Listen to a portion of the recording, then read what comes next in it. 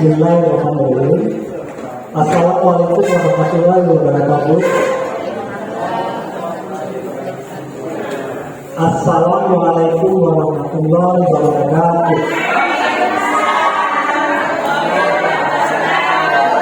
Oke, tetap semangat. Kalau guru SMK harus semangat, ya. Jangan salah dengan siswanya.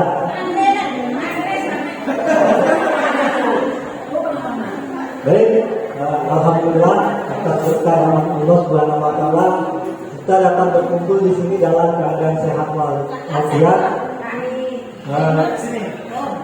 Akan mengadakan kegiatan diseminasi oleh kita Yusron dan Pak Yuhal, dan salawat dan salam kita berikan kepada junjungan Nabi besar Nabi kita dengan lafaz Allahumma sholli ala Muhammad wa ala Muhammad. Baik, kepada yang terhormat Ibu Kepala Sekolah SMK Negeri 1 Sarawak, kepada yang terhormat Ibu Wakil kita, Bapak Ibu Wakil, kepada yang terhormat Ibu Kaprodi, beserta Bapak Ibu Dewan Guru yang saya hormati. Baiklah, susunan acara diseminasi penyebaran pemahaman dan penyerapan pengalaman budaya positif. Susunannya adalah sebagai berikut: 1. Pembukaan, 2. Sambutan konsep, 3. Diseminasi budaya positif yang akan disampaikan langsung oleh CGP hebat kita Pak Yuhal dan Pak Yusron, dan terakhir 4 adalah penutup. Sebelum memulai acara, untuk memeriahkan acara kita ini ada sebuah pantun dari saya. Nanti mohon dijawab dengan cakep ya. Baik, pantunnya sebagai berikut: nasi ketan ditambah lagi, jadikan tape buat nostalgia. Hadirin sekalian, selamat pagi. Semoga selalu sehat dan bahagia. Terima kasih semuanya. Oke, sedikit.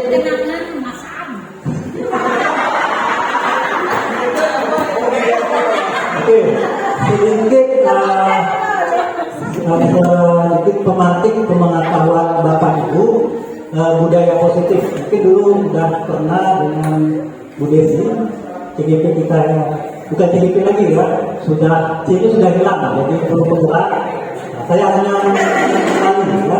mengenai budaya positif. Jadi budaya positif di sini merupakan nilai-nilai keyakinan dan kebiasaan di sekolah yang berpihak pada murid. Nah, jadi tentunya Bapak Ibu semuanya pasti telah membawa nilai-nilai positif atau nilai-nilai baik. Nah, itu yang akan kita tularkan kepada murid-murid kita, karena guru adalah penuntun ya, bisa menjadi panutan. Nah, untuk hal yang lebih jelasnya lagi akan dipaparkan oleh Pak Yuhal dan Pak Yusron. Oke, untuk pembukaan ini, marilah kita ucapkan kalimat basmalah bersama-sama. Bismillahirrahmanirrahim. Minta tolong Bawi untuk doa untuk pembukaan ya.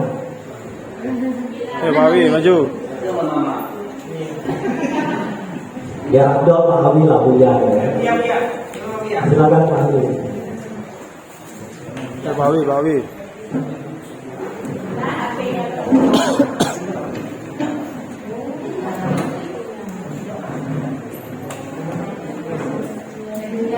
Depan lah, Pak.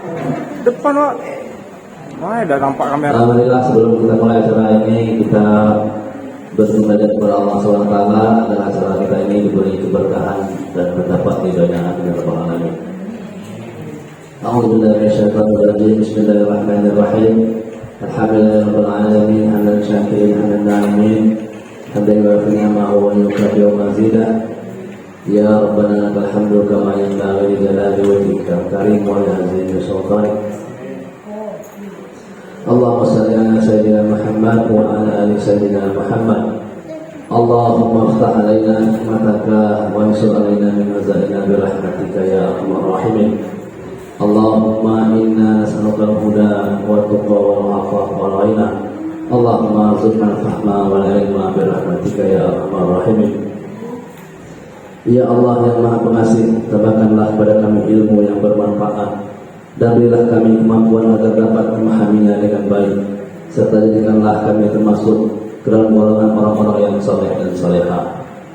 Ya Allah, bebaskanlah kami dari kegelapan prasangka, muliakanlah kami dengan cahaya kepahaman, bukakanlah pengertian ilmu pada kami, dan bukakanlah untuk kami pintu-pintu anugerah-Mu wahai Zat yang Maha Penyayang.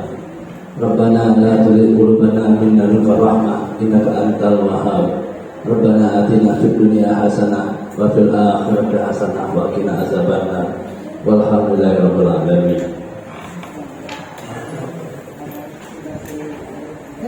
Gak bisa loh situ baik.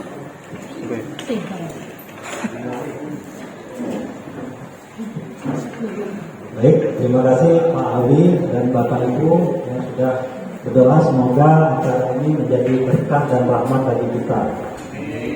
Langsung saja di acara kedua, sambutan dari IPC kita, SMK Misal, SMK Tiga, semoga maju terus dan tetap berjaya.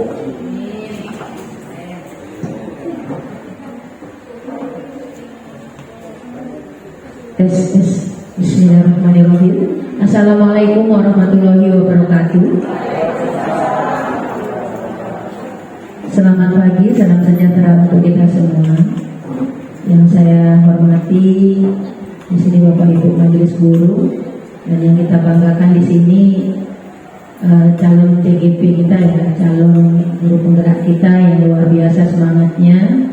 Alhamdulillah pagi ini beliau bisa berdesiminasi, artinya berbagi informasi dengan kita terkait dengan positif yang ada di sekolah kita.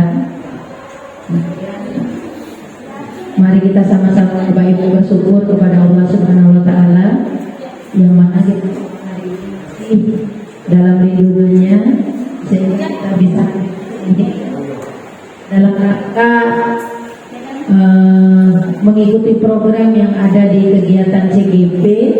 Di samping itu juga kita kegiatan kopel kita nanti berlanjut. Mudah-mudahan ini tidak memakan banyak waktu sehingga semuanya bisa berjalan keduanya beriringan. Mari kita berselawat pada junjungan kita Nabi Muhammad SAW. Kalau masuk Dina Muhammad. Ini mic-nya masuk.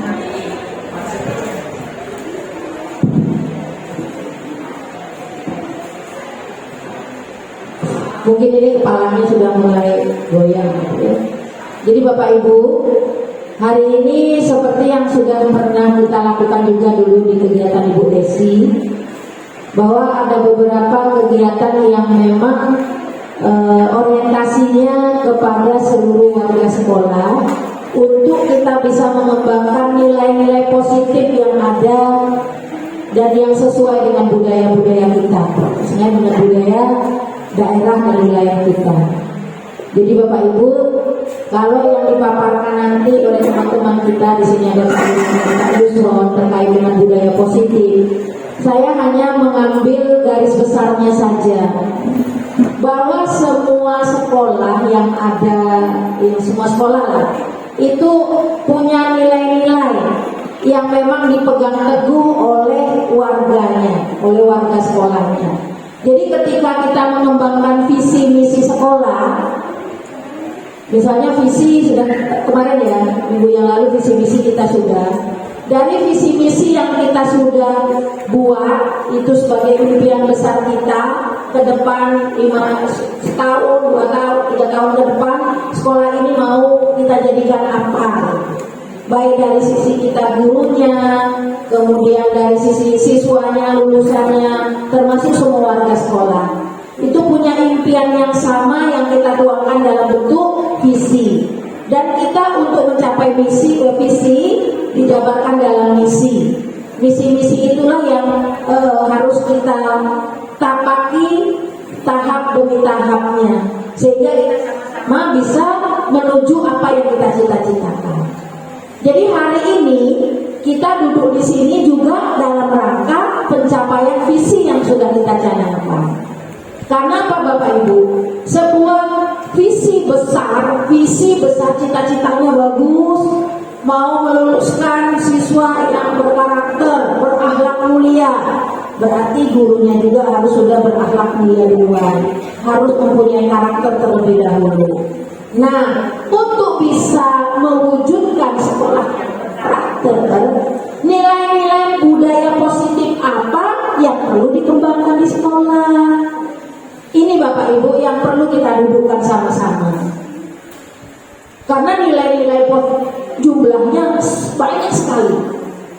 Tapi dari sekian banyak itu, yang ada di sekolah kita yang perlu kita tonjolkan itu yang mana? Budaya, nilai-nilai yang sesuai dengan budaya. Ada nilai-nilai kejujuran, nilai-nilai tanggung jawab, nilai-nilai mudah bisa menerima perubahan.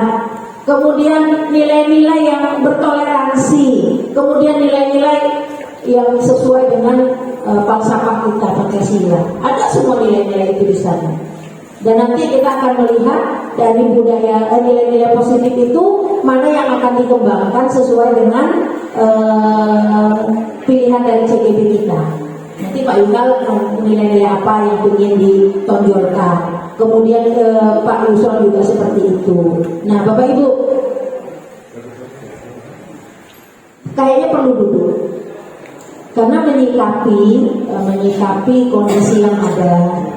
Nah, hari ini ya Bu Desi selaku ketua tim di pembelajaran. Ini kita tuh kayak maraton Bapak Ibu, capek memang. Tapi kan sudah diniati dari awal. Kita mau ke PK, mau jadi sekolah PK. Sekolah orang sibuk 3 tahun yang lalu, sibuk 2 tahun yang lalu, bahkan sibuk tahun yang kemarin. Kita baru sibuk hari ini.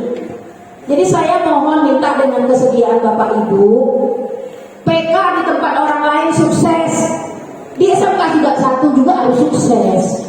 Suksesnya seperti apa? Setiap ada perencanaan, ada pelaksanaan, kemudian ada monitoring, tentunya ada goalnya, ada output yang kita tuju sebagai akhir dari sebuah proses. SMK 1 namun SMK PK tahun 2023 mulai bergerak di 2023 bulan Oktober. Ke depan dalam jangka waktu 3 bulan semua kegiatan harus sudah bisa dilaksanakan dan closingnya di tanggal 20 Desember. Jadi Bapak Ibu di pembelajaran yang memang kegiatannya adalah 1, kegiatan komite pembelajaran yang kita belajar dengan BBL Medan yang dilaksanakan dari tanggal 6 ya Bu Sia. Kemarin waktu kita komite pembelajaran di BBL lewat Zoom itu dari tanggal 6 sampai tanggal 14 kalau tidak salah. Iya, pokoknya 2 minggu tanggalnya saya lupa. Itu kita sudah lewati. Dan yang belajar waktu itu 7 orang termasuk saya belajar lewat Zoom itu harus kami imbaskan kepada Bapak Ibu. Mulai dari pembelajaran pemanfaatan LMS yang ada di laptop itu, kemudian kita ngisi LK-LK-nya sampai pada aksi nyatanya. Apa yang kami pelajari, Bapak Ibu juga harus mempelajarinya. Kapan itu akan dimulai? Nanti akan dipandu oleh Bu Desi. Saya juga punya kegiatan di situ. Kemudian Bapak Ibu yang ada di Kombel yang 7 orang itu kecuali pengawas, itu juga punya kewajiban untuk menyampaikan apa yang dia terima kepada Bapak Ibu. Jadi semua kegiatannya itu diseminasi, penyampaian informasi. Jangan nanti di kita di SMK Negeri 1 Sarawangun ini sembunyinya sekolah PK. Nanti ada di antara kita yang memang tidak tahu apa-apa sama sekali. Kenapa? keikutsertaan dalam diklat, dalam IHT, dalam sosialisasi hanya sekedar hadir. Proses lagi berjalan, main HP. Pemaparan lagi jalan, keluar.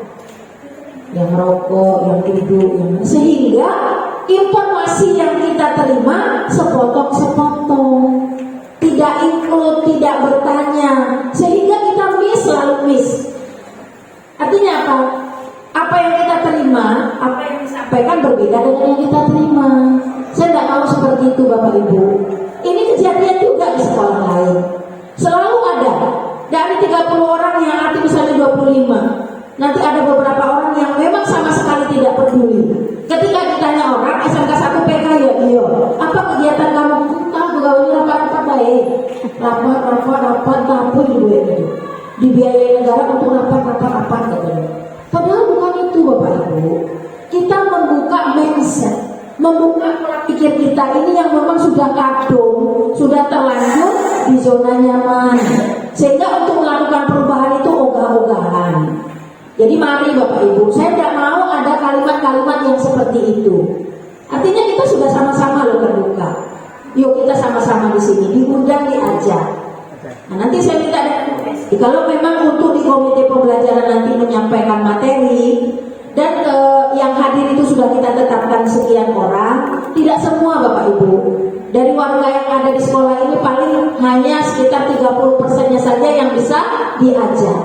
Jadi kalau 30%, jangan artinya gini Bu Sri, jangan diajak semua. Yang diajak tuh yang iyo mau ikut. Nanti pas kegiatan berlangsung, ya itu tadi banyaklah di luar. Jadi kalau memang ngapa kelamuan? Tidak ada urusan ini Bu. Kalau ibu kelamuan apa sambutannya gitu kan? Nah, tapi itu perlu disampaikan begitu. Jangan nanti ada yang pinter-pinter nih yang sampai sundul langit. Nah, yang nya sampai nggak tahu apa-apa kayak gitu kan. Ibu tidak mau seperti itu. Ayo sama-sama Bapak Ibu. Saya rasa ada beda-beda kan enggak? Dia diseminasi hari ini, pemaparan. Besok CGP lagi, ada PP lagi dari SMP 1. Alangkah bangga, alangkah senang gitu. Walaupun mungkin bukan dari motivasi dari saya, setidak dari teman-teman yang lain gitu. Mari Bapak Ibu sama-sama kita mempelajari dan memperbaiki diri untuk proses pembelajaran Bapak Ibu sendiri. Karena ke depan pendidikan tidak seperti ini lagi, jauh lebih mengejutkan dibanding apa yang kita bayangkan. Ini kita sudah ketinggalan, tapi tidak sama sekali. Ya Bapak Ibu, saya mengharapkan kepada Bapak Ibu kekompakannya, kesediaannya, dan ketidaktahuannya tolong dicari tahu di mana tidak tahunya, sehingga clear, sehingga tidak ada beban di Bapak Ibu yang berkaitan dengan kurikulum merdeka. Karena kita difasilitasi, dikasih dana, dikasih fasilitator, dikasih orang-orang yang berkompeten untuk datang ke sini untuk sama-sama dan kepada kita semua. Nah, wajar Bapak Ibu itu dibiayai dan kita ambil intisari dari kegiatan yang kita laksanakan ini. Mudah-mudahan kalau niatnya baik, pelaksanaannya baik, hasilnya juga baik, dan insya Allah berlanjut untuk tahun-tahun yang akan datang. Saya rasa itu saya sampaikan. Selamat Bapak Ibu. Nah, Bu Pipi, kami ingin melihat karena ini ke depan fokus kami itu akan ke Bu Pipi. Iya betul. Karena kebetulan yang berangkat upskilling dan reskilling kemarin yang ke Medan itu Bu Pipi. Ternyata setelah dikonfirmasi ke Institut Teknologi Padang selaku perguruan tinggi negeri pendamping kita, dia datangnya ke sini bebarengan dengan Bu Pipi memaparkan hasil RTL-nya. Jadi hari ini tugas kita hari ini ke depan membantu Bu Pipi mempersiapkan segala sesuatu yang terkait nanti dengan paparan beliau. Ya Bu Pipi, semangat Bu Pipi. Tanggal berapa tuh Bu? 24 ya? Yang orang dari ITL tanggal 13 November. Jadi masih panjang waktunya. Jadi lagi mempersiapkan. Oke, lanjutkan. Insya Allah tetap semangat dan mudah-mudahan hasilnya sesuai yang kita harapkan ya Bapak Ibu. Mungkin demikian saja yang bisa saya sampaikan Bapak Ibu. Selamat belajar. Wassalamualaikum warahmatullahi wabarakatuh.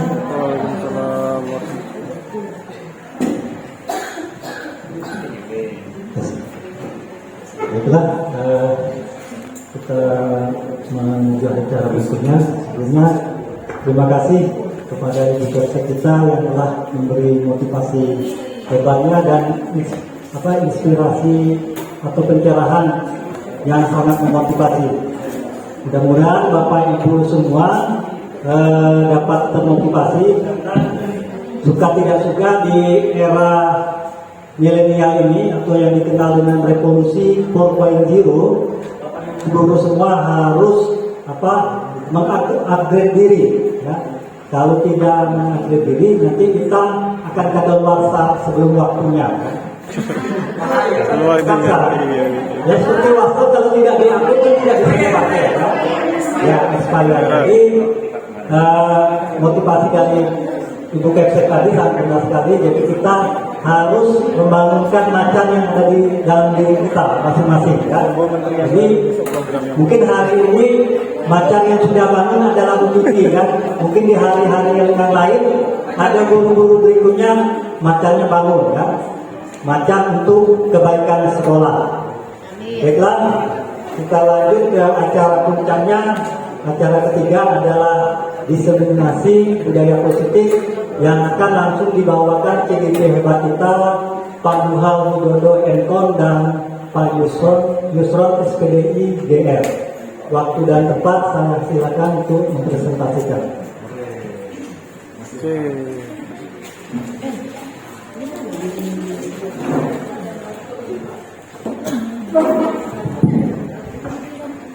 Assalamualaikum warahmatullahi wabarakatuh. Waalaikumsalam warahmatullahi wabarakatuh. Terima kasih.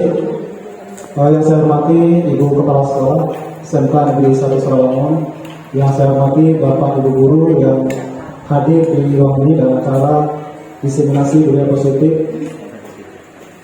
Pertama-tama, marilah kita panjatkan puji syukur kita kehadirat Allah Subhanahu wa Ta'ala, yang mana kita berikan kesehatan dan kesempatan sehingga dapat berkumpul di ruangan ini untuk bersama-sama belajar, berkolaborasi dalam acara diseminasi penyebaran pemahaman dan penerapan pengalaman budaya positif. Salawat dan salam marilah kita senantiasa hadiahkan kepada Nabi kita Nabi Muhammad SAW dengan lafaz Allahumma sholli ala sayyidina Muhammad wa ala alihi sayyidina Muhammad. Terima kasih kepada Ibu Kepala Sekolah yang senantiasa mendukung kami berdua, saya dan Yusron, dalam seluruh rangkaian pendidikan guru penggerak mulai dari awal dan insya Allah nanti sampai di akhir pendidikan guru penggerak. Dan juga saya ucapkan terima kasih Bapak Ibu Guru yang juga semangatnya luar biasa untuk senantiasa mendukung kami dalam berproses mengikuti pendidikan guru penggerak. Dan mudah-mudahan nanti saya dan Pak Yusron bisa berkolaborasi, bisa mengimbaskan hal-hal yang baik apa saja yang dapat saya berikan kepada Bapak Ibu semuanya, sehingga dapat menularkan kepada seluruh warga sekolah pada umumnya, dan bisa juga membawa perubahan yang lebih baik lagi ke depannya. Baik, untuk mempersingkat waktu, izinkan saya memaparkan daripada yaitu diseminasi penyebaran pemahaman dan penerapan pengalaman budaya positif calon guru penggerak di SMK Negeri 1 Sarawak. Budaya positif sebenarnya sudah kita tanamkan semenjak sekolah kita ini sudah ada murid-murid yang belajar di sekolah kita, sudah ada guru-gurunya, sudah ada muridnya, itu semuanya adalah seluruh warga sekolah ya. Budaya positif ini merupakan hal yang baik yang memiliki nilai-nilai kebajikan dan nilai keyakinan kita, yang merupakan juga motivasi intrinsik. Motivasi intrinsik ini bernilai keyakinan kita, keyakinan kebaikan kita, kemudian peraturan sekolah kita, dan juga visi sekolah kita yang mengandung kebajikan. Namun kalau untuk di kelas ini kebaikan itu bernilai kebajikan universal. Adapun konsep inti budaya positif kita itu ada 8 komponen. Yang pertama adalah perubahan paradigma belajar, disiplin positif, kemudian nilai kebajikan, kebutuhan dasar manusia, motivasi perilaku manusia, posisi kontrol guru, keyakinan kelas, segitiga, restitusi. Selanjutnya, yang pertama adalah konsepnya pembelajaran dengan paradigma baru. Pembelajaran dengan paradigma baru ini merupakan pembelajaran yang dirancang berdasarkan prinsip pembelajaran berdiferensiasi. Jadi pembelajaran yang berdiferensiasi ini maksudnya pembelajaran yang berpihak kepada murid sesuai dengan kebutuhan kodrat alam dan kodrat zamannya. Jadi kita sebagai guru ini dituntut untuk menuntun, bukan mengisi sebuah kelas yang kosong atau penuh sendiri, tapi siswa itu bagaimana mengembangkan potensinya sehingga siswa itu berkembang sesuai dengan kodratnya. Kemudian peserta didik belajar sesuai dengan kebutuhan dasar tahap pengembangan sesuai dengan teori psikologi. Teori psikologi ini maksud adalah perkembangan perilaku dan mentalnya, perilaku dan mental secara modern untuk mewujudkan profil pelajar Pancasila. Jadi nilai-nilai kebajikan itu ada tertanam pada profil pelajar Pancasila. Profil pelajar Pancasila itu ada 6 dimensi. Bapak Ibu mungkin masih ingat profil pelajar Pancasila itu 6 dimensi apa saja? Pada beriman dan bertakwa kepada Tuhan. Oh ya, itu apa lagi? Berkebinekaan global. Pada kreatif, oke, betul. Kemudian bergotong royong, bernawar, kritis. Baik. Lanjut. Nah, ini miskonsepsi tentang teori kontrol. Materi selanjutnya miskonsepsi. Miskonsepsi ini kesalahpahaman kita tentang konsep teori kontrol. Pertama, ilusi guru mengontrol murid. Hal yang tidak mungkin guru mengontrol murid. Jadi, siswa itu nggak mungkin kita kontrol terus setiap saatnya. Siswa itu butuh perkembangan, butuh kemajuan. Jadi nggak mungkin kita kontrol terus ya. Siswa itu butuh memiliki karakter sendiri, memiliki kodratnya sendiri dari sejak lahir. Jadi, kita berikan kebebasan dengan memotivasi secara intrinsik. Ya, kemudian ilusi bahwa semua pelatihan positif efektif dan bermanfaat. Ilusi ini misalnya kita membujuk siswa supaya datang ke sekolah ke jangan terlambat, dibujuk terus. Tapi pada kenyataannya hari berikutnya datanya juga tetap terlambat. Dan itu motivasi eksternal, berarti bukan dari tertanam dalam kesadaran diri dari siswa itu sendiri di luar. Kemudian kita memberikan hadiah anak peringkat 1 sampai peringkat 3. Itu kalau mungkin di kurikulum yang lama. Tapi yang peringkat 4 sampai peringkat terakhir itu mereka merasa terhukum. Kok saya nggak dapat? Kok saya nggak dapat peringkat? Nah sekarang laporannya itu dibuat sama ya, nggak ada peringkatnya gitu. Nah di situ tertanam motivasi yang positif, motivasi intrinsik. Jadi tidak ada merasa yang dihukum, kemudian merasa dirugikan. Ya. Jadi win-win solution, sama-sama membawakan sebuah kelebihan yang diuntungkan. Kemudian ilusi bahwa kritik dan membuat rasa bersalah mampu menguatkan karakter. Dia ilusi bahwa orang dewasa berhak memaksa. Tidak, kita tentunya sebagai guru lebih dewasa daripada siswa ya. Memberikan contoh yang baik, menuntun. Ya. Kalau itu kita suruh berbuat sesuatu yang positif ya dilakukan positif. Kalau kita lakukan kita menyuruh yang negatif pasti ya akan negatif pula. Ya, makanya kalau kita memberikan suatu perintah, menginstruksikan setelah suatu pada siswa itu harus kita pikirkan dulu. Ya, misalnya kita menghukum siswa disuruh lari panas 10 kali sampai berkeringat. Nah itu masuk dalam ilusi orang dewasa berhak memaksa. Nah, dampaknya apa nanti? Dampaknya pasti kesannya nanti akan diingat terus sampai kapan siswa itu mengingat guru, misalnya guru si A itu menghukum, akan ingat terus. Ya. Berikutnya mengubah paradigma stimulus respon ke pendekatan teori kontrol. Ini teori kontrol yang lama, stimulus respon, dan teori yang baru adalah teori kontrol. Jadi ada realitas kebutuhan kita sama, kemudian realitas kebutuhan kita berbeda. Jadi setiap siswa ini memiliki perkembangan ya. Jadi setiap kebutuhan anak itu memiliki kebutuhan yang berbeda-beda. Kemudian semua orang melihat hal yang sama, dan di teori kontrolnya setiap orang memiliki gambaran yang berbeda. kita mencoba mengubah orang agar berpandang sama dengan kita. Nggak bisa ya. Jadi setiap siswa itu memiliki cara pandang yang berbeda-beda. Mereka bisa berkembang ya sesuai dengan zamannya. Kita berusaha memahami pandangan orang lain tentang dunia. Perilaku buruk dilihat sebagai suatu kesalahan. Kemudian dibandingkan dengan kontrolnya, semua perilaku memiliki tujuan. Jadi siswa itu berbuat buruk itu pasti ada alasannya, ya, ada alasannya. Pasti ada alasannya. Misalnya CD, Dahulu misalnya terlambat kita hukum. Kenapa terlambat? Pasti ada alasannya. Mungkin dia tadi malam tuh berdagang ya, membantu orang tuanya jualan mungkin di pasar kan, makanya dia datang terlambat. Jadi secara tiba-tiba jangan langsung kita menghukumnya, tapi kita tanyakan alasannya dulu. Baru kita berkolaborasi untuk memberikan konseling, ya, supaya anak tersebut bisa berubah. Nantinya akan timbullah sebuah keyakinan atau nilai-nilai kebajikan yang baru.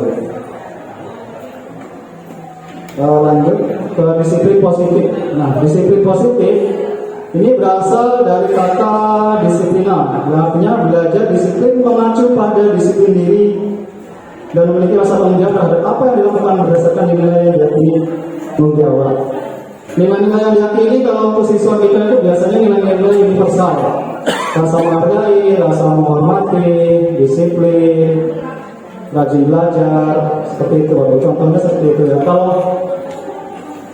Kemudian disiplin merupakan cara penerapan disiplin yang bertujuan untuk menumbuhkan kesadaran serta memberdayakan peserta didik tanpa imbalan penghargaan. Nah, kalau siswa itu sudah rajin, sudah menerapkan keyakinan kelas atau sudah mengikuti segala aturan kelas, kita berikan hadiah kepada anak. Namun motivasi berikutnya kalau kita nggak kasih hadiah, anak itu kembali malas.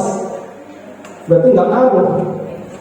Motivasi itu bukan timbul dari intrinsik, dari dalam dirinya, tapi karena ada pengaruh hadiah, dikasih stiker bintang misalnya di dadanya. Kalau anak mereka mungkin baru boleh bisa dihargai ya. Kemudian besoknya lagi gurunya atau pak gurunya nggak ngasih hadiah, malas lagi.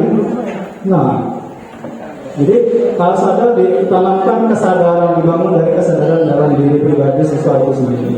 Jadi ya caranya kolaborasi dengan seluruh warga sekolah, guru-guru, kepala sekolah, siswa, dengan menanamkan tadi nilai kebajikan dan membuat sebuah keyakinan kelas yang disepakati bersama.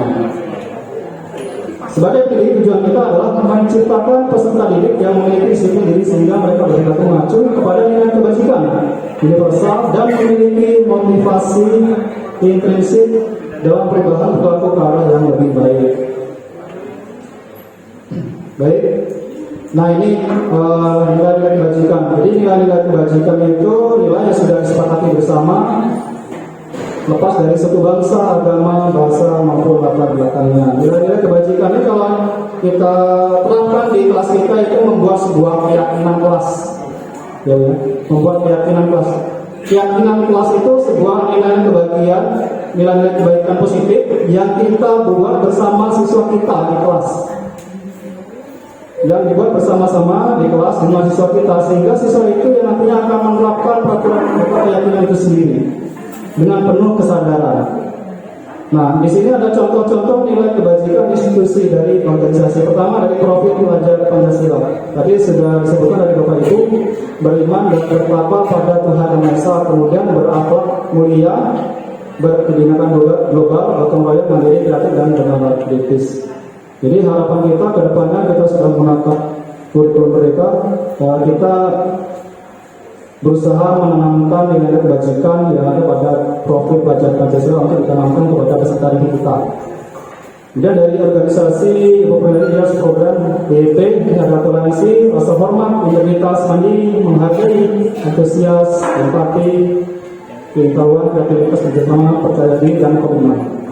Kemudian keterampilan hidup, life skill, ini dapat dipercaya, kemudian lurus hati, pendengar yang aktif, tidak memandang orang lain dan memberikan yang terbaik dari diri. Nah, ketiga contoh ini merupakan sebuah nilai kebajikan ya, dalam perbandingan tiga organisasi. Tapi yang dapat kita tanamkan, kita terapkan itu dalam sekolah, lingkungan sekolah, seluruh sekolah itu profil pelajar Pancasila.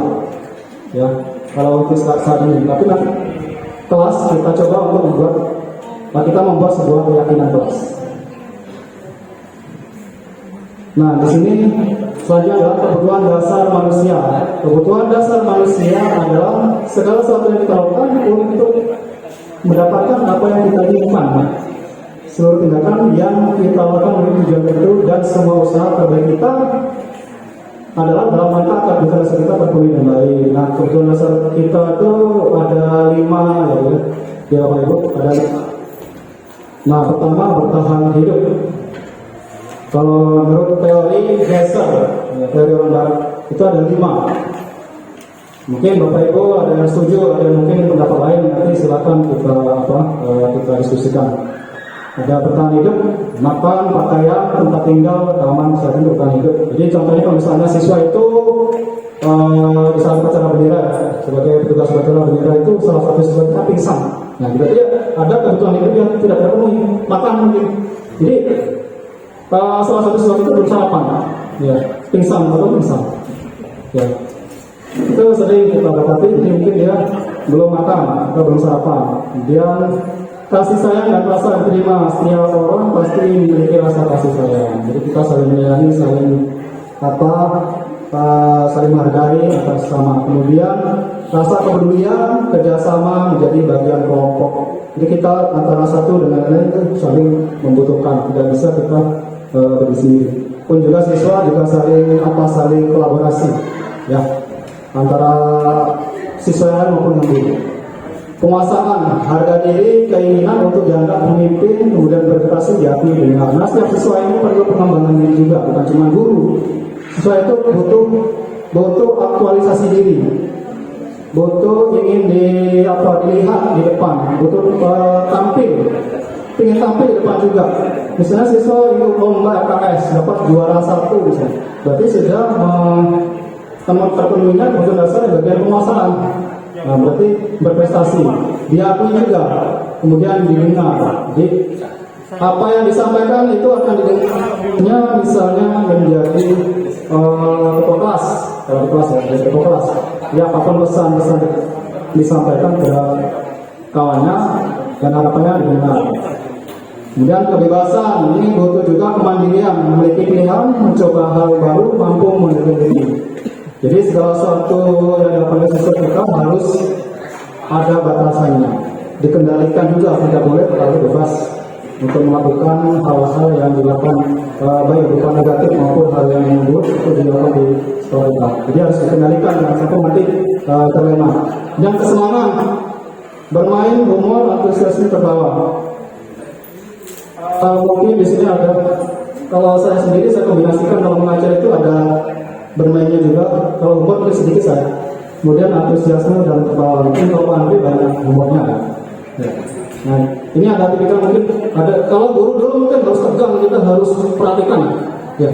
Kalau enggak perhatikan, dilempar kapur, dilempar menghapus. Nah, jadi ada kombinasinya, bermain, humor, antusiasme, tertawa ya. Begitu kira-kira contohnya dari saya sendiri. Lanjut, motivasi perilaku manusia. Nah, ini ada untuk menghindari ketidaknyamanan atau hukuman. Motivasi ekstrinsik. Nah, itu tadi. Kalau misalnya saya sendiri, hal ke sekolah datang tepat waktu supaya tidak SKP-nya tidak dinilai buruk oleh kepala sekolah. Berarti motivasi saya cuma karena nilai saya supaya bagus, makanya saya harus datang tepat waktu ke sekolah.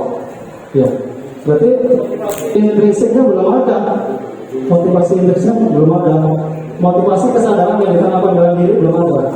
Tapi kalau yang untuk menjadi yang mereka ingat dalam diri sendiri dengan nilai ini berarti sudah tumbuh motivasi intrinsik. Seseorang datang sekolah dan pada waktu ini berusaha menghargai diri sendiri dan untuk menjadi guru yang betul-betul bertanggung jawab. Itu sudah ada motivasi intrinsik. Tapi kalau untuk mendapatkan imbalan menghargai dari orang lain, kita rajin, kita datang pada waktu supaya ada fungsi atasan, supaya dapat penghargaan, supaya dapat hadiah, mekanisme atau dapatkan guru favorit misalnya. Nah, setelah nggak dapat lagi, kembali lagi seperti biasa. Dan di sekolah misalnya ada kepala sekolah rajin, pas nggak ada biasa saja. Nah itu berarti motivasinya masih motivasi prinsip, belum ada motivasi prinsip. Itu contohnya saja ya. Kalau digambarkan dalam kondisi di sekolah.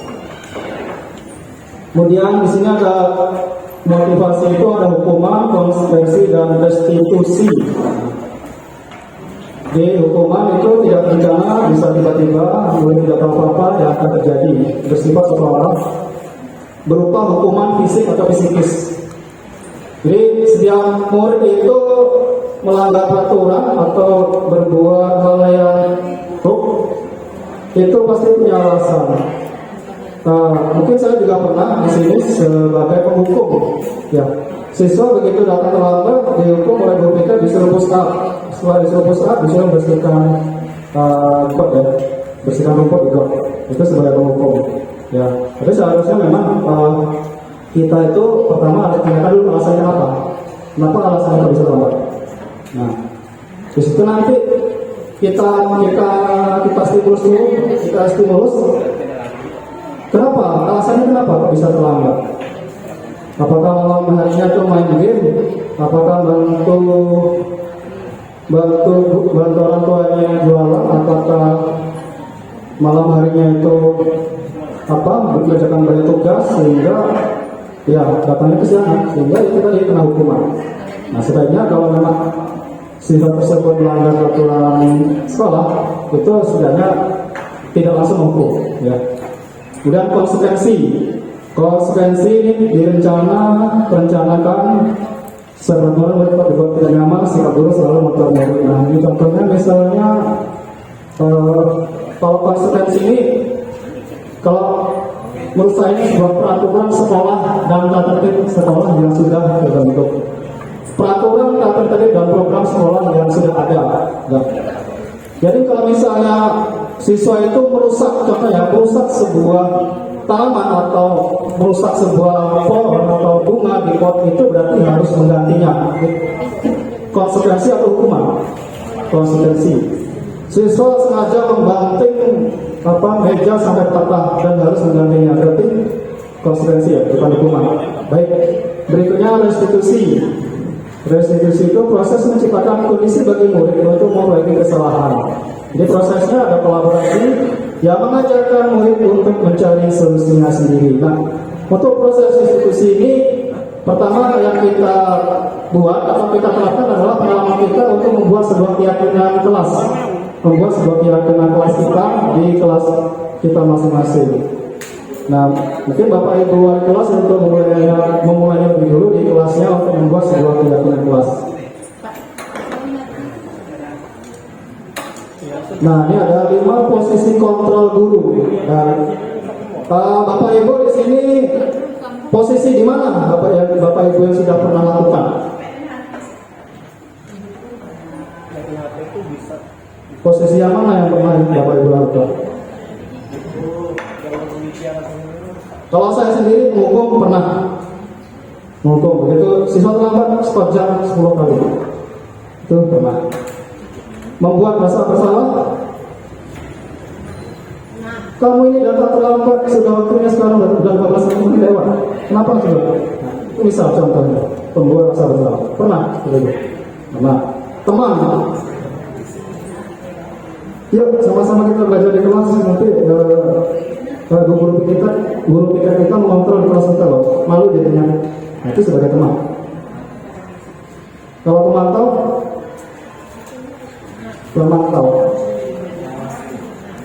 Mencari pemantau siswa yang memantau kawannya. Contohnya bagaimana Bapak Ibu? Contohnya mari kita bersama-sama belajar supaya nanti saat ujian PAT nilai kalian bagus semuanya. Nah itu contoh. Manajer, ada yang pernah jadi manajer? Manajer? Pak Andri manajer. Manajer ini kita menyelesaikan sebuah masalah siswa itu sudah sesuai dengan nilai-nilai kebajikan universal, menghargai, kemudian menghormati. Kita mengkaji masalah siswa itu, mencari alasannya kenapa dia berbuat salah, ya. Kemudian kita menanyakan apa solusinya, kemudian keyakinan apa yang sudah kalian sepakati waktu di kelas kemarin? Nah, di situ akan timbul sedikit demi sedikit motivasi intrinsiknya untuk berubah, ya, menanamkan budaya positif tadi. Nah, lanjut di sini contoh penerapan 5 posisi kontrol. Salah satunya adalah siswa tidak memakai atribut lengkap saat upacara bendera. Salah satunya adalah membersihkan halaman sekolah. Namun untuk selanjutnya ini akan disampaikan oleh rekan saya sedikit hebat, yaitu Bapak Yusro. Silakan Pak Yusro.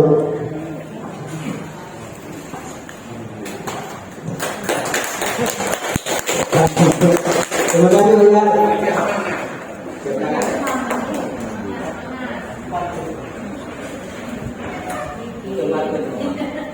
Bismillahirrahmanirrahim. Assalamualaikum warahmatullahi wabarakatuh. Minta pantun dalam pandangannya. Kita kasih pantun. Izin Pak Ibu.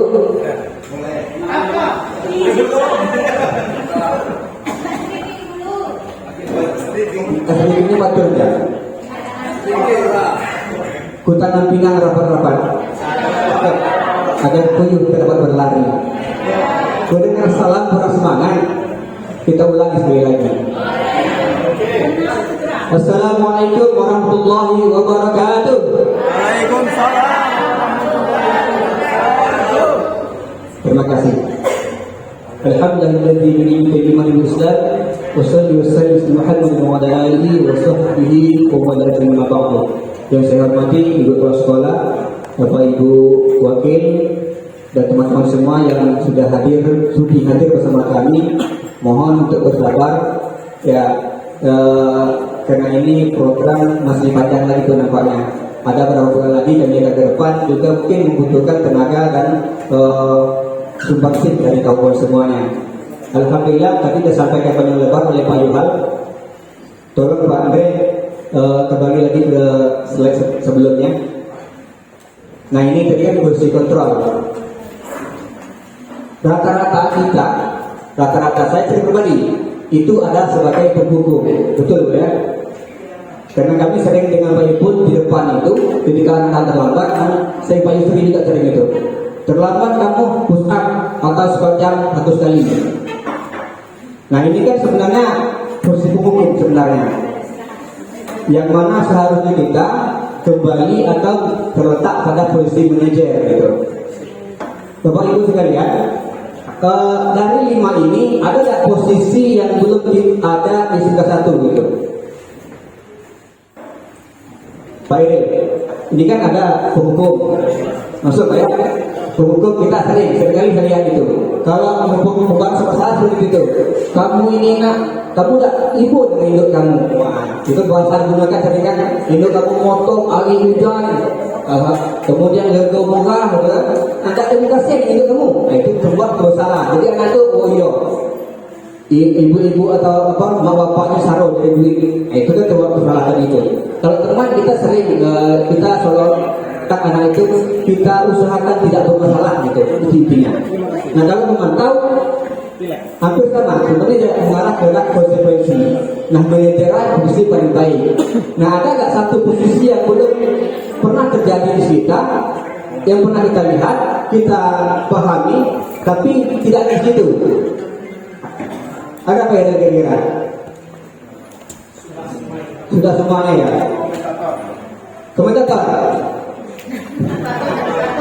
Oh iya. Motivator. Nah kalau motivator tetap pada manajer nggak bisa gitu.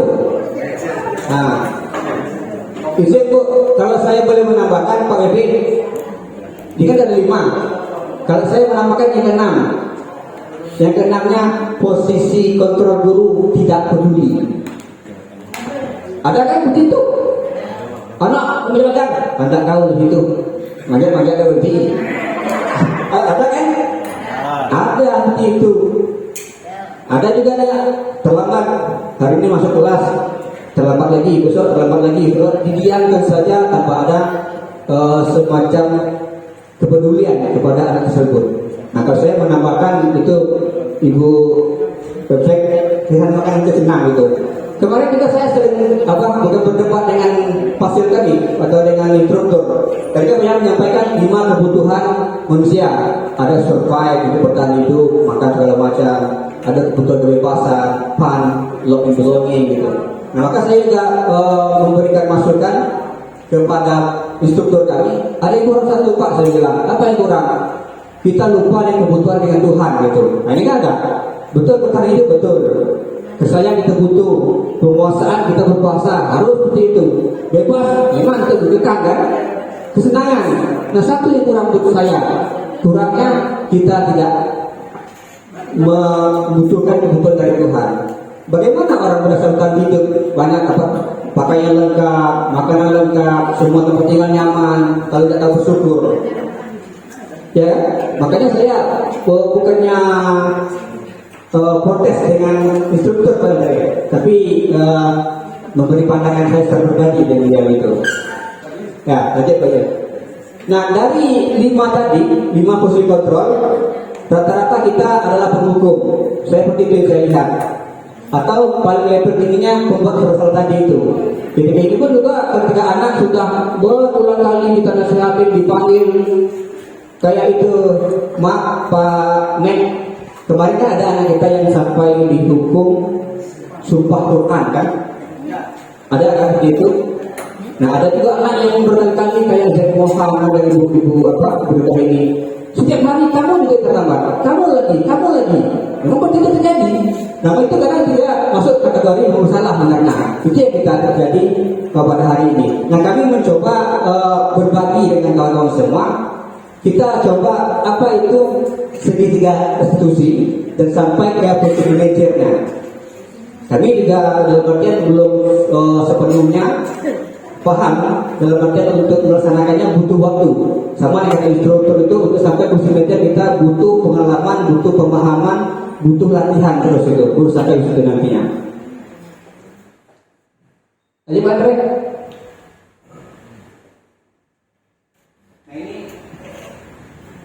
Iya.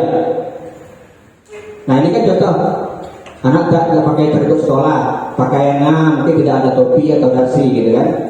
Nah sering kita, kamu yang bicara tadi tegak di depan, hormat bendera sampai balik gitu.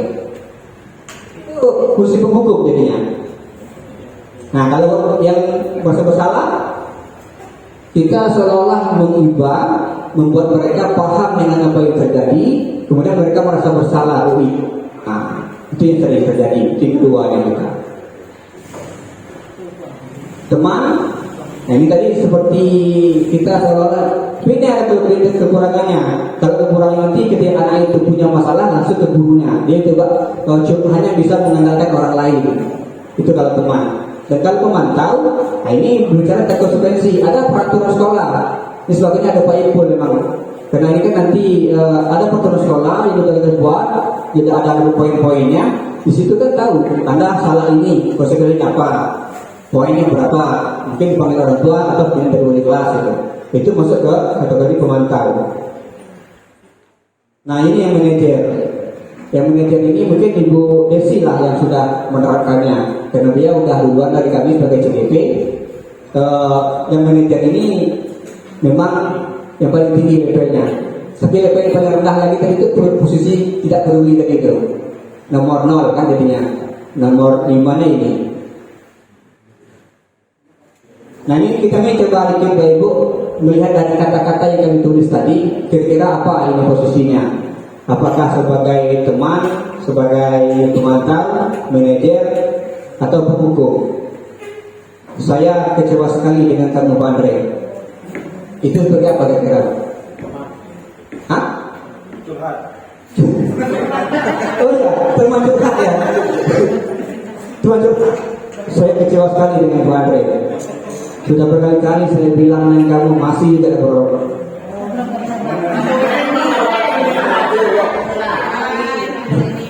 Udah perasaan lebih ya? Nah, kesal. Sama juga kecewa. Kamu tidak pernah melakukannya dengan benar. Ini sama. Kamu yang kata kamu lagi, besok kamu lagi, besok kamu lagi. Klaim dari kamu. Itu yang sering kita ucapkan kan, kita sebagai guru. Aku BK yang paling bentar, yang paling paham hari ini. Nah ini yang paling tinggi. Apa rencanamu untuk menyelesaikan masalah ini? Kita jarang menyebut itu anak kita kan. Biasanya saya perhatikan dengan Pak Wakil itu, kamu ini panggil orang tua, kamu melakukan salah ini, hukum langsung dengan BK. Nah kita tidak pernah meminta anak itu mencari solusi mereka dari ide mereka sendirinya. Nah nanti untuk ide-ide ini kita nanti bicara tentang segitiga institusi dengan keyakinan kelas, juga keyakinan sekolah jadinya. Nah ini sama tadi kayak apa? Lakukanlah demi Pak Ibu ya. Itu kayak menghibah jadinya. Konsekuensi. Nah ini Bu, kita lihat sini aja dengan waktu. Keyakinan kelas itu yang kami pelajari sekarang. Sama dengan Pak Sandi ini udah paham beliau ini. Apa kalau Pak Sandi mungkin buat peraturan kelas dengan dia. Di situ ada aturan yang disepakati. Tapi di sini kalau keyakinan kelas itu kan pertanyaan, mengapa keyakinan kelas, mengapa bukan peraturan? Apa beda keyakinan dan peraturan? Keyakinan itu ya, keyakinan dari diri sendiri. Kalau peraturan buat bersama. Oke, ada yang lain? Pertanyaan gimana? Pak Dwi sudah Pak Dwi. Mana Pak Dwi no? Silakan Mas. Kalau buat keyakinan kelas kan? Sudah. Jadi apa bedanya kira-kira Mas? Beda keyakinan kelas dengan peraturan kelas. Apa bedanya dua itu? Tadi Bu Ian kan ada beda gitu. Kalau keyakinan itu kan rasa diri kita. Jadi kalau kita buat peraturan, kita yakin, maka kita merasa bisa melakukannya. Tapi kalau peraturan, kita merasa dipaksa untuk melaksanakannya. Memang mantap lah. Nah, saya kamu langsung itu sudah selesai ya.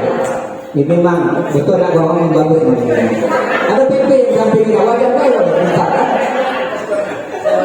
Jadi keyakinan tadi sama itu mungkin memang dari hatinya sama dengan orang ini. Kita tahu peraturan kan berlalu lintas harus pakai helm, tidak pakai helm ke spion undang-undang nomor ini. Nah sebenarnya kan kalau keyakinan kita sebenarnya intinya apa? Keselamatan sebenarnya, bukan undang-undang tadi. Betul. Tidak pakai helm jatuh pecah kepala. Nah itulah berkurang nanti gambaran karena kita buat keyakinan kelas tadi itu. Nah, ini bentuk keyakinan itu yang abstrak, makanya memang dari hatinya nanti timbul itu. Kalau kita tidak percaya dalam artian itu apa ini pakai helm, nanti kalau itu pecah kepala gitu kan? Itu berarti kita nggak tahu aturan, kemudian kita bisa menolaknya gitu. Ini ya. Nah ini sama dengan tadi. Nah nanti kan dalam kelas itu yang sudah dibuat Pak Dwi, nanti kita belajarlah dengan Pak Dwi dengan Pak Santi gitu, bagaimana membuat peraturan kelas dan kelas itu. Kalau peraturan itu biasanya kan sekolah datang jam 7.30, rambut harus 2 cm, kuku harus hitam. Itu peraturan. Kalau tidak dilaksanakan maka menjadi konsekuensinya ada. Itu Firman. Tersalah saya Firman. Salah ya? Untuk dari koreksi kuku harus pendek, berlintas. Ya kalau ada TPSM dengan TKR wajar hitam Firman. Ya kenal lihat yang lain itu. Ya beda? Enggak ya? Beda. Nah ini segitiga restitusi yang dimaksudkan tadi, segitiga bulan. Ada namanya menstabilkan identitas, validasi tindakan, dan menaikkan keyakinan. Ketika anak bermasalah, kami juga mencobanya. Mungkin yang sudah paham betul itu mungkin Ibu Desi ya. Nah ini nanti anak dipanggil. Kalau kita sering kan kita ada anak itu, memang kita emosi. Apalagi anak kemarin tahun merokok. Ketahuan lagi dia dulu merokok lagi. Nah dipanggil itu seharusnya kita menstabilkan dulu kondisinya. Ditanya kenapa demikian, apa kendalanya. Kita enggak. Saya sebagai penghukum, kau di mana lagi? Rokok lagi dong. Kamu tak? Itu biasanya kan. Makanya saya pun juga belajar dari penghukum mungkin levelnya naik jadi masalah. Nah, kemudian sebagai teman. pemantau, baru ke manajer. Nah untuk sampai itu saya bilang memang tidak mudah. Kita ternyata sebagai penghukum, itu kebiasaan kita. Apalagi saya ngikutin Pak Ibu dan Pak Yusri, rata-rata di latar-latar hukum. Memang jiwa saya pun juga jadi hukum. Makanya saya sampaikan juga. Nah ini kayak kasus guru yang di Sulawesi itu dituntut 50 juta. Dikarenakan dia memukul anak yang tidak mau sholat.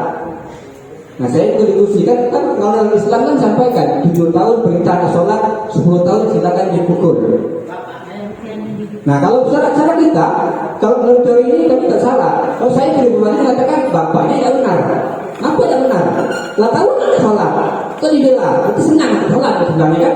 Itu jiwa kita yang masih penghukum tadi. Tapi kalau sebagai manajer nanti pandangannya berbeda itu. Nah kita kan bisa ke situ, kita masih sebatas sebagai penghukum tadi.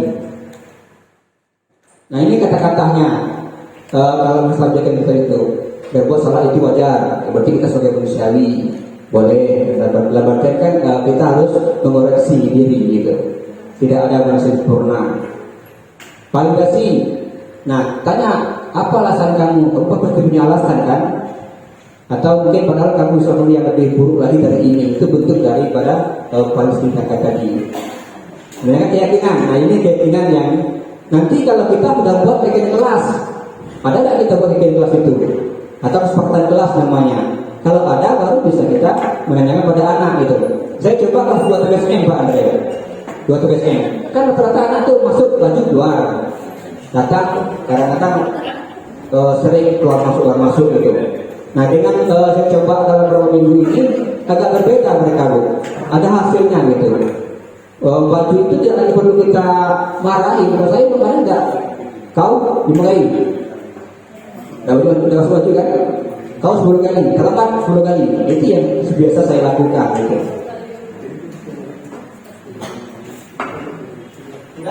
Nah ini dia mungkin penyampaian dari kami. Nanti kalau sebagainya sekarang ada Pak Ipul sebagai wakil ketuaan, nanti kan berdiskusi tentang peraturan sekolah itu. Nah kemarin pun juga Pak Ipul sudah mengusulkan, kan selama ini kita punya pemain. Ketika anak bermasalah poinnya mungkin ada 10, 100, 1000 gitu. Nah ketika anak yang memiliki prestasi yang bagus itu atau reward kita berikan. Ini yang belum kita sepakati sebenarnya. Nah meskipun kami sudah belajar untuk keyakinan kelas, dan nantinya ini sebagai penimbasan kepada kawan-kawan, biar semuanya rata, biar semuanya ada. Nanti keyakinan kelas itu setiap kelas, setiap guru itu, teori kelas kita gabungkan menjadi kesepakatan sekolah jadinya. Jadi itulah peraturan yang akan kita buat secara bersama. Setidaknya kita mulai dari anak kelas 1, karena mereka yang menggunakan kurikulum merdeka. Nanti baru ke tahun depan baru kelas 2, kelas 1-nya. Jadi kalau penerapan ini memang benar-benar bisa kita terapkan, ya kita percaya ada perubahan nanti itu. Anak TBSM itu kelas 1 itu agak digunakan, ya. Ini wali kelasnya. Si Aji saya bilang kemarin, Aji kalau belum buat kelas, apa kelas kamu? Bingung dia. Kawannya bilang sebelah, Ji tidak boleh alpa. Nah si Ajinya mungkin beratan karena dia sering alpa gitu. Ya, mungkin yang kawan lain sering bolos kan, tidak boleh bolos. Itu kan kalimat awal kita membuat keyakinan tadi kan itu. Nah, anak yang merasa tadi mungkin kalau Aji setuju tidak pernah apa, dia akan berubah. Nanti kamu kan berjanji ya. Kamu sudah berjanji bahwa keyakinan kamu itu tidak boleh apa. Kenapa kamu lakukan lagi?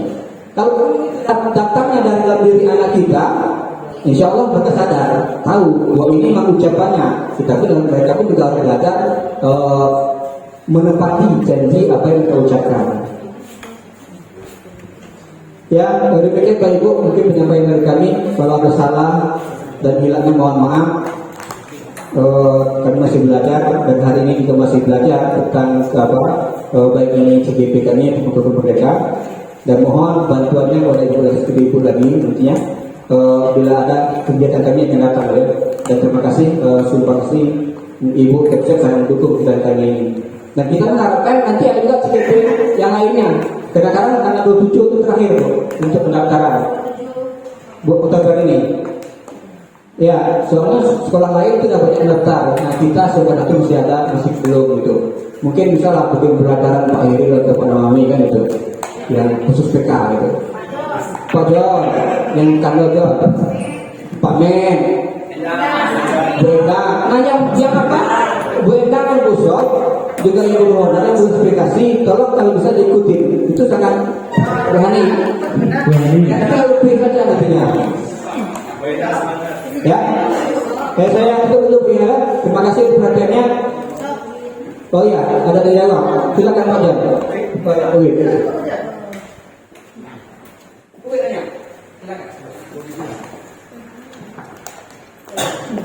Terima kasih. Di sini tadi dipaparkan tentang keyakinan kelas. Tadi ada suatu poin yang mengatakan sebelumnya kami yang pembentukan berapa anak tadi. Nah, di sini poin ke sekolah 15 menit sebelum pembelajaran. Bagaimana kita menerapkan keyakinan ini ke anak, sementara kita sendiri belum bisa menerapkan itu. Terima kasih.